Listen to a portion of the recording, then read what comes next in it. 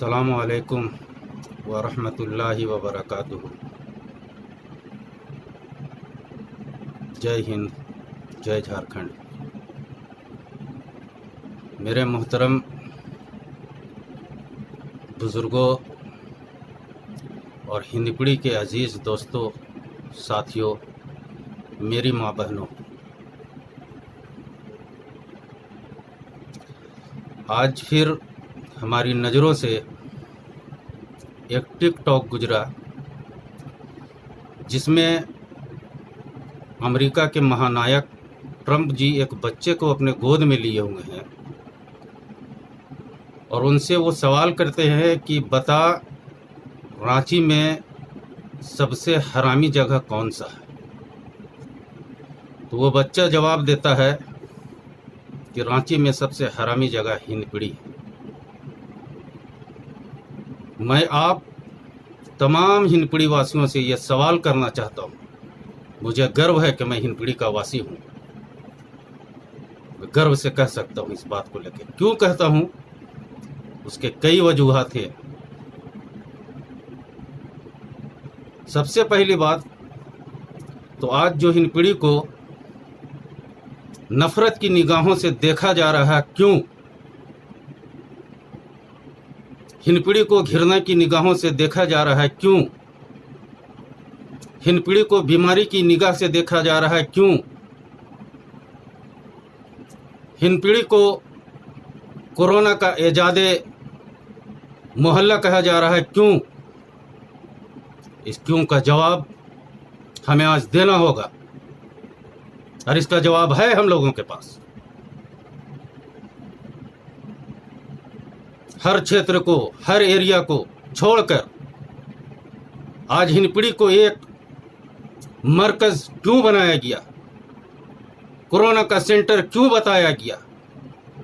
पूरे झारखंड में हिंदपीढ़ी को कोरोना का मरकज, कोरोना का सेंटर बनाया गया, क्यों? इसका जवाब हमें और आपको देना जरूरी है, लाजमी है। लोग हमें नफरत की निगाह से देख रहे हैं, क्यों?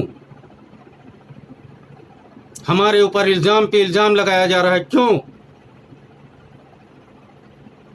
इस क्यों का जवाब देना है और हर हाल में देना है। इसका जवाब है, सबसे पहली बात तो मैं उन लोगों का मुंह तोड़ देना जवाब देना चाहता हूं जो लोग नफरत की निगाह से हिंदपीढ़ी को देख रहे हैं, जो लोग कोरोना का बुनियाद और एजाद की निगाह से हिंदपीढ़ी को देख रहे हैं। हिंदपीढ़ी का मतलब क्या है? मैं मोहम्मद नौशाद हिंदपीढ़ी वासी होने की हैसियत से हिंदपीढ़ी का मतलब जो नौशाद की डिक्शनरी में है वो आपको बताना चाहता हूं। गर्व से मैं ये बात कहना चाहता हूं कि हिंदपीढ़ी का मतलब, हिंद और पीढ़ी दो लफ्ज, दो शब्द बनकर एक अल्फाज, एक अक्षर बना है।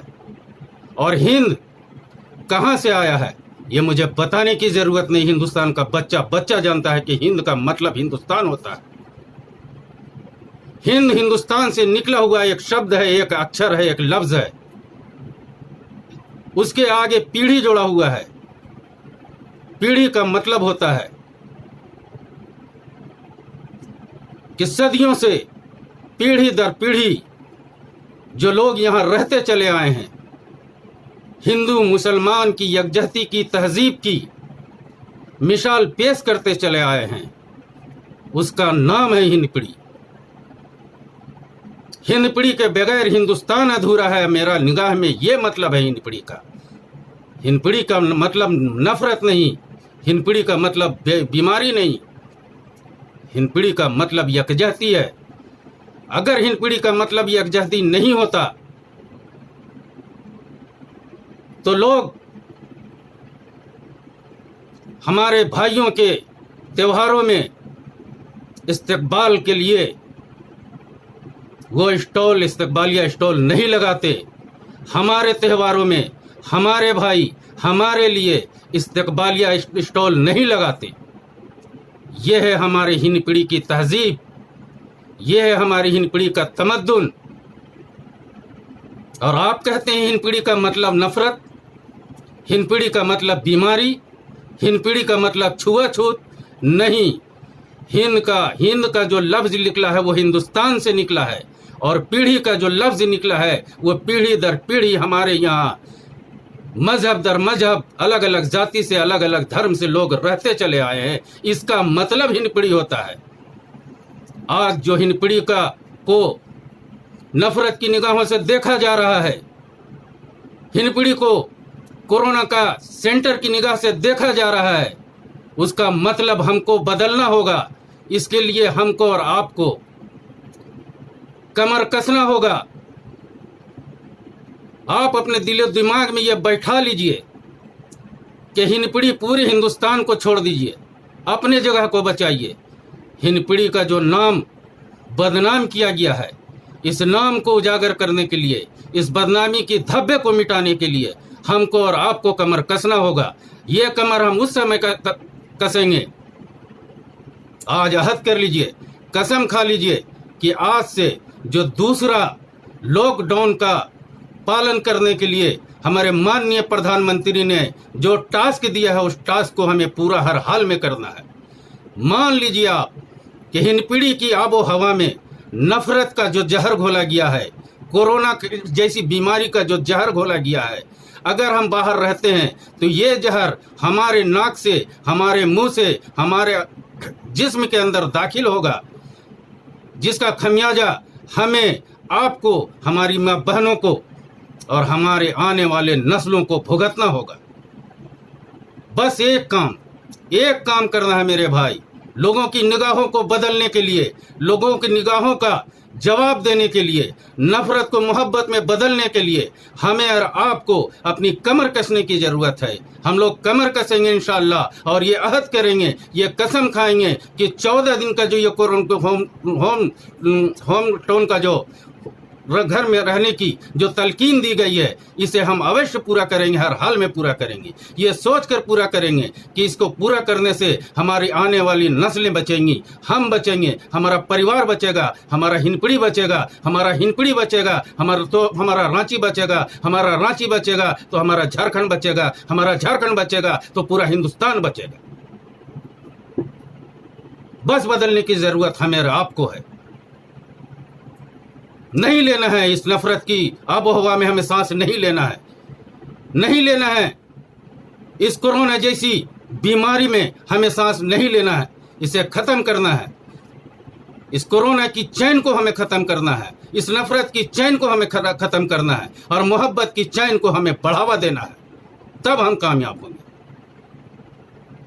याद रखिए, आने वाले वक्त में, इस 14 दिनों के बाद जब हम इससे लड़कर कामयाब होंगे, तो आने वाले वक्त में अल्लाह रब्बुल इज्जत की तरफ से एक बहुत बड़ा, एक बहुत पवित्र, बहुत पाक व साफ महीना हम पे नाजिल होने वाला है। इंशाअल्लाह हम उस महीना में आबो हवा में खुली सांस लेंगे। इस जहर को, इस नफरत की जहर में हम सांस नहीं लेंगे। उसके लिए हमें सिर्फ मात्र 14 दिन, 1 महीना हम रोजा रखते हैं। क्या उससे हमारी तवानाई घट जाती है? क्या उससे हमारा ताकत खत्म होता है? नहीं, बल्कि हम और साफ सुथरा और ताकत जो है ना महसूस करते हैं। तो ये 14 दिन यार, क्या है ये 14 दिन? यूं निकल जाएंगे, यूं निकालेंगे, इसको निकालेंगे अपनी हिंद पीढ़ी के लिए। जो लोग हमारे हिंद पीढ़ी को बदनाम किए हैं, आज क्यों हमारे ऊपर प्रशासन को हटाकर एक बड़ा प्रशासन हमारे ऊपर मुहैया किया गया? आज क्यों हमारे ऊपर 20-20 PCR लगाया गया? आज क्यों हमारे ऊपर ड्रोन से नजरें रखी जा रही है? इसका कोई जो है ना दोष नहीं है, इसका दोषी सिर्फ हम है और आप है। भाई हमारे बड़े कहते हैं हम मानने वाले बन जाएं, हम मान ले बात को। सरकार जो कह रही है, केंद्र सरकार, राज्य सरकार जो कह रही है, प्रशासन जो कह रही है, हमारे स्वास्थ्य विभाग जो कह रहे हैं, उसकी बात को हम माने और हर हाल में माने। ये सोच कर माने कि आने वाले 14 दिनों के बाद हमारे ऊपर अल्लाह के तरफ से जो बेहतरीन तोहफा दिया जा रहा है,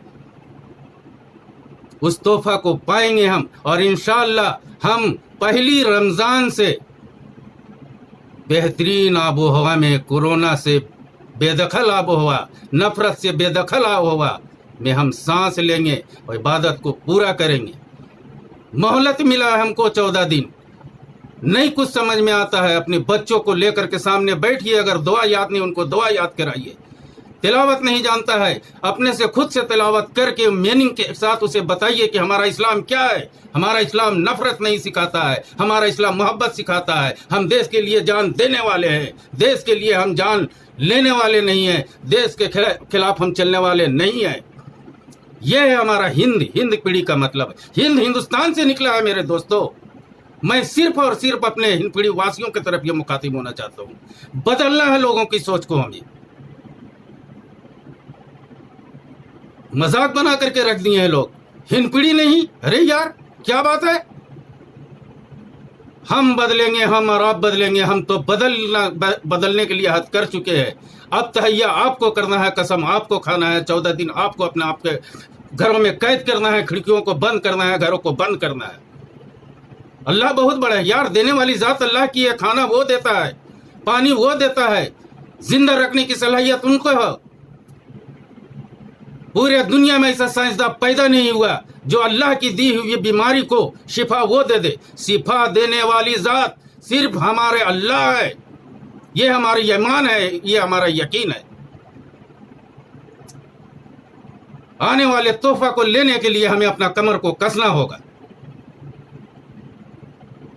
बात को मानना होगा। बात मान करके चलिए। हिंदपीढ़ी को जो मरकज बनाया गया है, जो सेंटर बनाया गया है, हिंदपीढ़ी को रेड जोन में रखा गया है। इसी रेड जोन से निकाल करके हमें ग्रीन जोन में जाने के लिए इस 14 दिन का लॉकडाउन का पालन करना होगा। हर हाल में हमें वो रेड जोन का नाम और निशान हिंदपीढ़ी से हटाना है।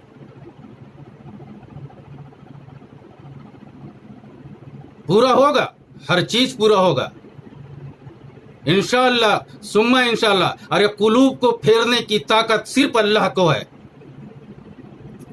ऐसा अल्लाह कुलूब को फेरेगा ना, चाहे वो प्रशासन का कुलूब हो या हमारे जो है सेंट्रल का मरकज का कुलूब हो, हर कल्ब को अल्लाह फेरेगा और हमारी हर जरूरियात को भी अल्लाह पूरा करवाएगा। ये हमारा यकीन है, ये हमारा ईमान है। तकलीफ होता है बॉस, बहुत दर्द होता है। लोग जब नाम लेते हैं इन पीढ़ी का और नफरत की निगाह से नाम लेते हैं, कहां से आए हो? इन पीढ़ी से आए हो। हमको इस सोच को बदलना है, हर हाल में बदलना है। अब दोस्तों तहैया कर लो इन पीढ़ी वासियों, इसका जवाब देना है। जवाब सिर्फ हम और आप दे सकते हैं।